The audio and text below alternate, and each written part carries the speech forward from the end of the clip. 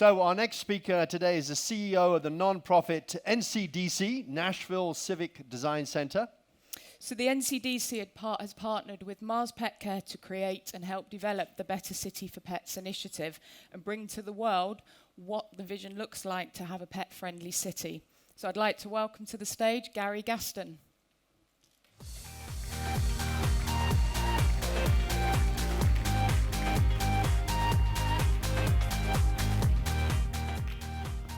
Hello. Hello. Good morning.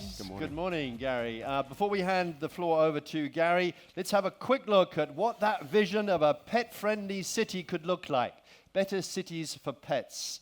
Video.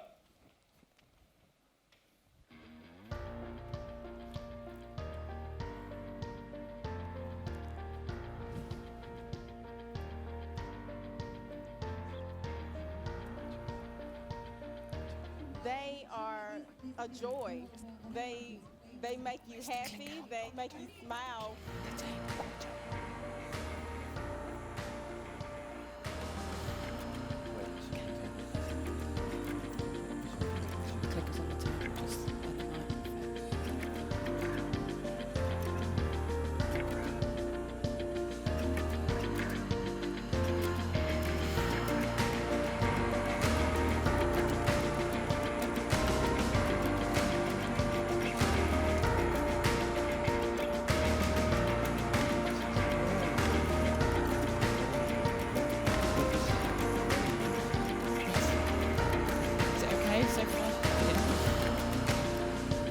Better Cities for Pets is so important.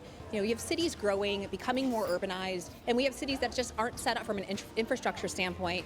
We just launched a playbook that includes the 12 traits of a pet-friendly city. If you go to bettercitiesforpets.com, join the movement, and help us advocate for pets all across this country. And so city officials, mayors, council people, people who are elected have to be more responsible for not just people, but for people's pets. If developers provide amenities for pets, it creates a clean environment for the city. Thanks to a generous grant from Mars Pet Care, we will be installing new bag dispensers in our neighborhoods. So if you forget your bag, hopefully there won't be one far away.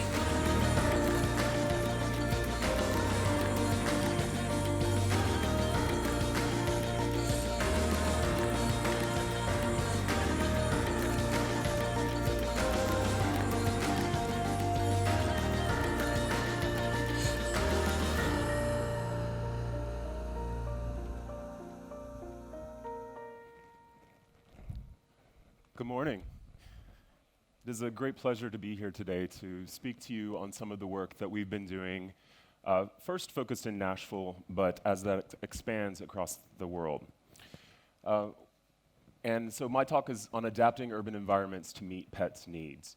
And when I started thinking about this talk, I was reflective upon my own experience growing up, and I think that that's indicative of a lot of what we're seeing now with trends around the world, and specifically in the US especially, where I grew up in a very rural context on a farm, and we considered dogs to be outdoor animals. And I remember very distinctly as a child, my dog was not allowed to come inside.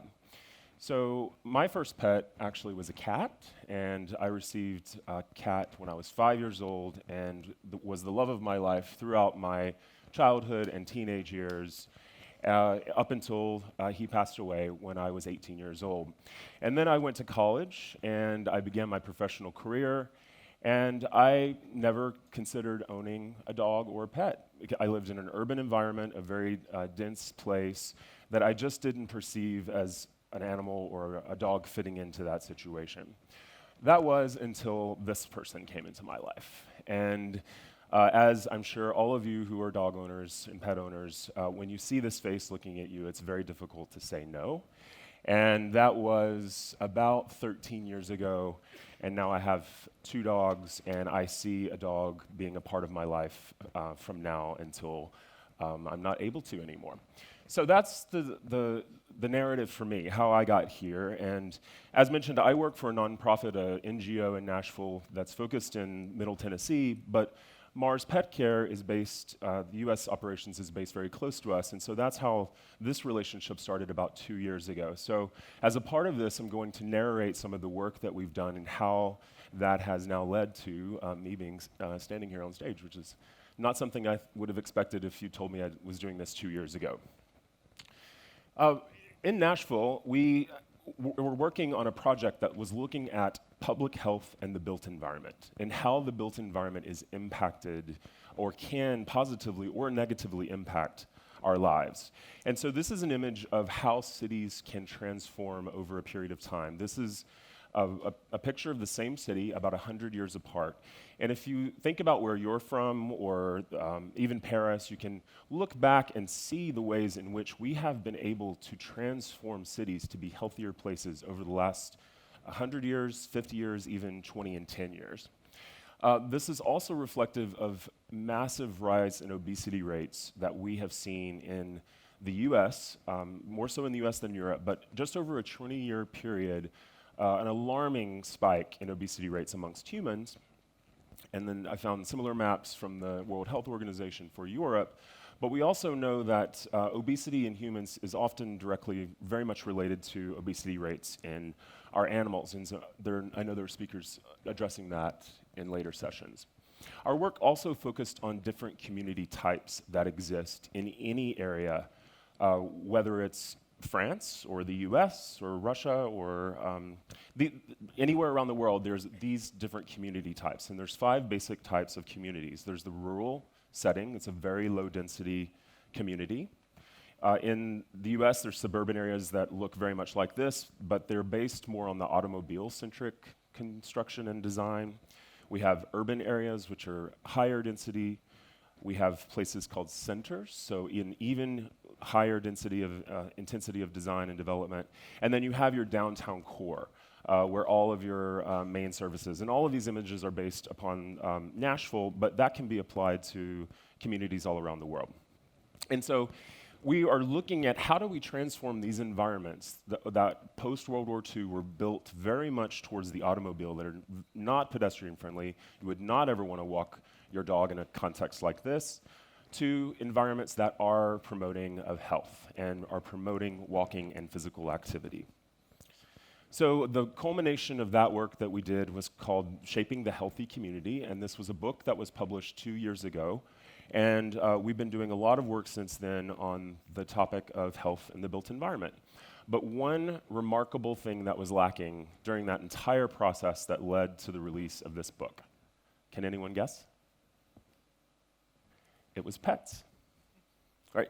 Complete, no identification of that. And I think that's indicative of perhaps the urban design and the planning community.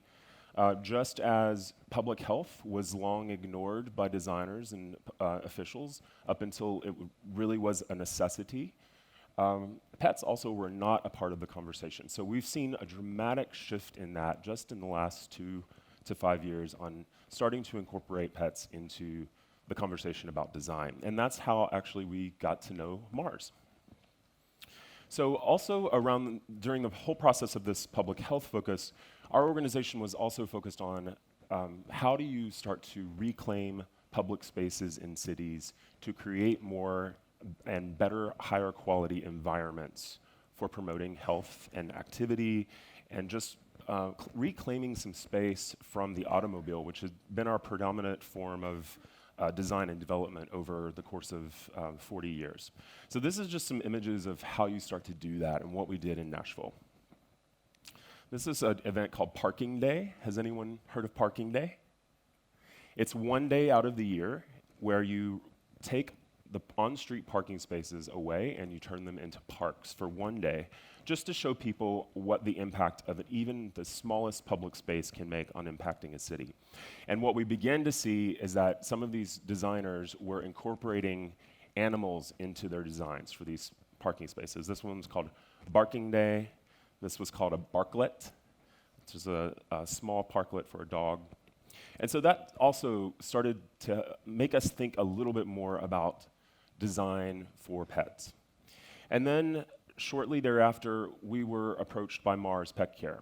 Mars, as I mentioned, is based in Franklin, Tennessee, the US operations, which is about a 20-minute drive outside of Nashville.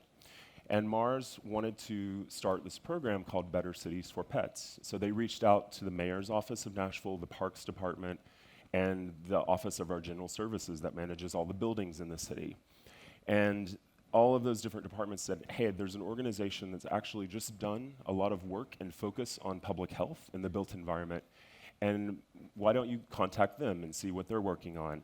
And thus, that was our introduction to Mars in August, just a little bit over 2 years ago.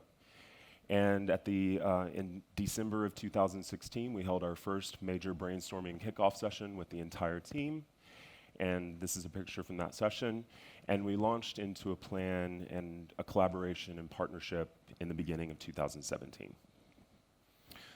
So just changing gears a little bit here, cities have done a tremendous amount of redesign and retrofitting over the last decade, especially. It's been about 14 years, I'm embarrassed to say, since I've been to Paris. It will not be 14 years before I come back. But I've seen a lot of changes in this city since the last time I visited. I've seen designs and plans and a vision for the future of how you transform a huge city, a beautiful city like Paris, to be more accommodating to pedestrians, to cyclists, and we're seeing this all around the world in cities. People are migrating and moving back to urban centers. It's an international trend. More people are living in cities, and more people are demanding that there are amenities in those cities that accommodate their needs.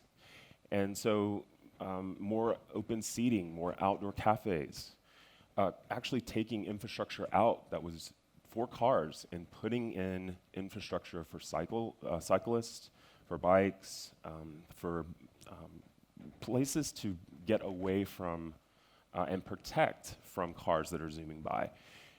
Just been able to walk around Paris the last 2 days and have taken a few pictures of the new bicycling infrastructure that's going in.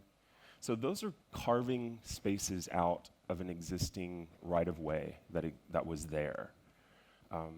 Cycle stations, incorporating public art into that as well. These are various different cities around the world. The infrastructure that it takes to service these cycles. All of these things are being put into spaces that exist. Charging stations. So my point here is that the infrastructure is there. We can add elements to that. We can transform cities to accommodate changing needs. Playgrounds, skate parks, a facility where people can work out, right? All of these things are happening, and they're being done because people are demanding it. This is Clyde Warren Park in Dallas, Texas. It was voted the best new park in the United States just 2 or 3 years ago. And as a part of its design, it incorporated a dog park. So almost all new park designs are incorporating this into their built. Rooftops, buildings of new skyscrapers in cities have pet accommodations. And even places that are existing are starting to retrofit that design to add even the smallest areas where pet owners can go and take their dog for just to have a space, even a small space to run around. We are also working with developers on envisioning new designs for dog parks so that they're incorporating best practices into their designs on the front end and making sure that those designs are representing the best possible design that can happen. So, really, I think this is a lot of what an issue is the idea of responsible pet ownership and picking up after your animal. And I loved John Cothrey's, the founder of Royal Canin. When I was flipping through the book that we received, the 50th anniversary publication, I came across this page and I was really fascinated with it. That light bulb moment of proposing a place for dog toilets. And while this was a wonderful, brilliant idea, it seems like it didn't catch on at the time, but I think that's where we're moving back to, is looking at this infrastructure and how you can take existing spaces and start to insert these areas that are designed for pet owners to be able to utilize. Here's a few examples of some waste stations and the infrastructure that's needed and accompanies those waste stations. So shortly after we began working with Mars, we were asked to design a prototype of what we called a pop-up park and a pop-up dog parklet. And this would be used as a facility that could be moved to various different cities to showcase some of the best practices in design and also as a form of community engagement so that we could interact with the public, get feedback on what they wanted to see, what ideas that they would have for improving their own cities. And so this was done on a very fast timeline. We came up with this design over a series of 2 or 3 weeks, and we actually built it and had it constructed and unveiled it in Austin, Texas, at an event called South by Southwest, where there were 500,000 attendees. And it was a very rainy, stormy weekend, unfortunately, but we engaged with over 5,000 individuals on a very rich customer engagement and feedback on ideas that they had. And the overall reception was extremely positive, and people were so excited about this because it just appealed to them, and they wanted to see more amenities being brought to their cities like this. So we've continued that work, looking at how do you educate and create a program that talks about responsible pet ownership. As a dog owner, I get really angry when I see that the dog poop because I pick up, and I want other owners to, because I think that sometimes gives dog owners a really bad rap. So making sure that we're getting messaging out to pet owners, and how do you do that in a positive, uplifting way that really promotes a positive spirit amongst dog owners, but also non-pet owners. So this is an image from the unveiling of this event in Franklin, Tennessee, which is the location where Mars is based. And as a part of that unveiling, there was another program called Pets Welcome. So this was an engagement in this small town of Franklin, is much smaller than Nashville. It's about 60,000 people. It's a really beautiful small town, USA, with a town square and a lot of businesses and a lot of pedestrian activity in that small town. So as a part of that, they had a Pets Welcome program. A business owner could participate. They could. There were 3 different forms of or levels of participation. One was pets were welcome in any way to your business. So that sign said just Pets Welcome. The other one was for restaurants that maybe had an outdoor patio, so it would say specifically, pets are welcome on our patio.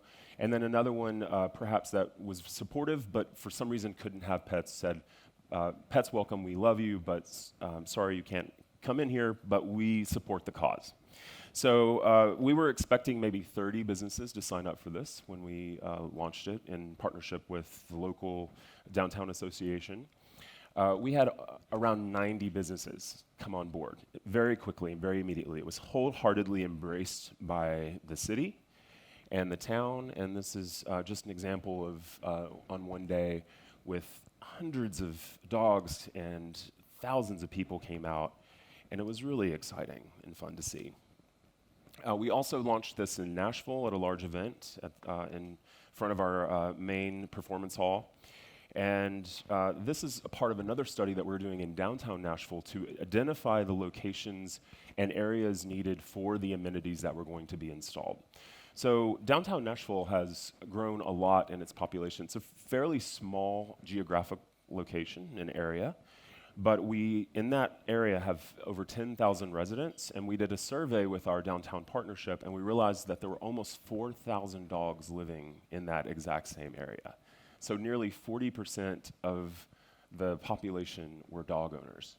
Well, if you can imagine what 4,000 dogs can do to a very small area if there's no design for the infrastructure to take care of that, it can be a real health problem. So we began to work with the city to identify locations for amenities that are necessary, for the waste stations, for the hydration stations. And we looked at the map and looked at where people live in the city, where people are staying in hotels, We calculated and estimated walking distances from those locations. If you're walking, perhaps you exit your building. Is it a 2-minute walk? Is it a 4-minute walk? How long do you need to be able to engage with that way station or that hydration station before things happen, physical things happen? So we're working on to install that. Mars committed providing 18 of these way stations to install in our downtown location there. And a lot of our work, too, is just envisioning what can be. So looking at places where we could do these small dog parklets in areas that are just not really anything right now. So how do you transform the existing built environment to meet those needs?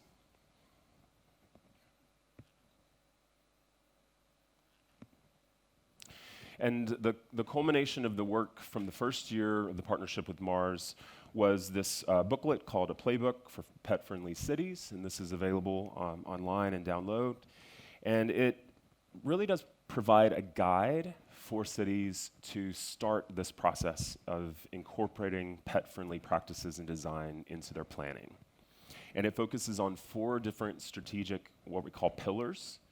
Those are a focus on shelters, on homes, on parks, and businesses.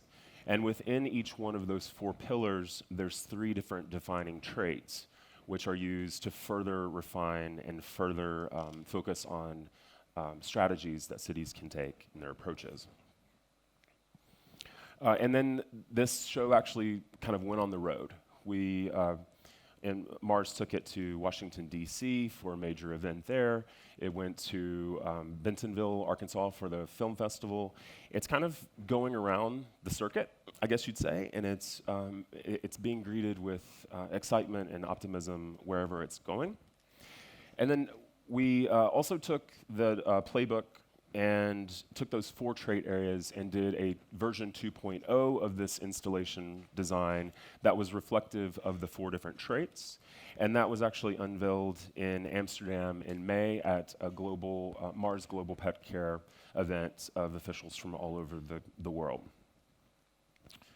So just looking forward, some other trends that are happening. We're very much interested in transportation. I know there's some pilots going on right now with Uber and looking at incorporating Uber Pet for how you actually get around, transport through the city.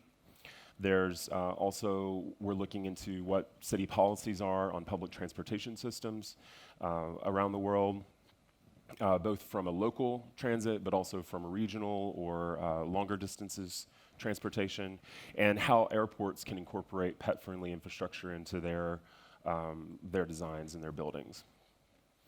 I'll say that there are definitely still obstacles, right? Just from my walk, I encountered several parks where pets are not allowed in Paris. But there's definitely what Paris does have, and cities, I think, all around the world do have our parks and infrastructure and spaces where pets can be a part of that conversation.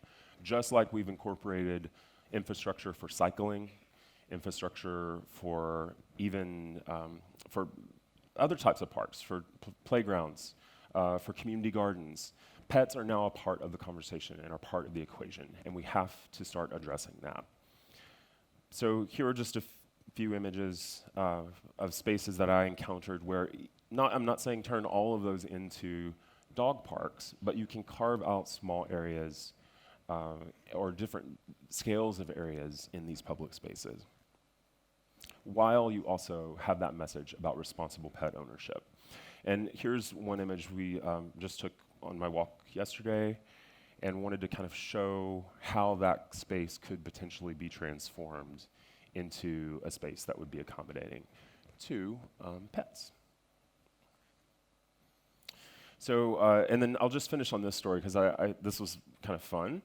I was walking around on my very first night in Paris, and I walked through this plaza, and as I was taking a picture of this and thinking about how this could potentially have pet-friendly infrastructure, I encountered this lady who had 2 small dogs who were off-leash, and she also had a baby with her, and they were casually strolling, and our pathways actually just continued along the same trajectory. I wasn't following her. Perhaps, maybe a little bit. But for about 3 or 4 blocks, they walked. And her dogs followed her, and they walked a little bit in front sometimes, they trailed behind. They had their own, they knew their city. They encountered other dogs, and they knew the social structure of that, and they went around them. And she walked 4 blocks to get to this space where they clearly were familiar with and knew. So that was just a telling sign for me of how pet-friendly this city of Paris is, and how through some simple moves, it actually could be, I think, one of the best cities in the world on accommodating of pets. So I think we all have information to share with each other. We have lessons to learn. And I'm just completely thrilled to be a part of this process and this conversation. Again, this is a picture of my dog, and I totally understand that, coming home at the end of the day and having the stress of the day, and how that can make joy and happiness for people who have that a part of their lives, as well as this is my neighbor, and they bring that to other people as well. So thank you very much. I think I'm finishing a little bit ahead of time. I'm so happy to be here and look forward to continued conversation. Thank you. Thank you, Gary. Thank Do you want you. to just stay on a minute? Yeah. If that's okay. I love this initiative. Absolutely love it. I want to take you home with me now.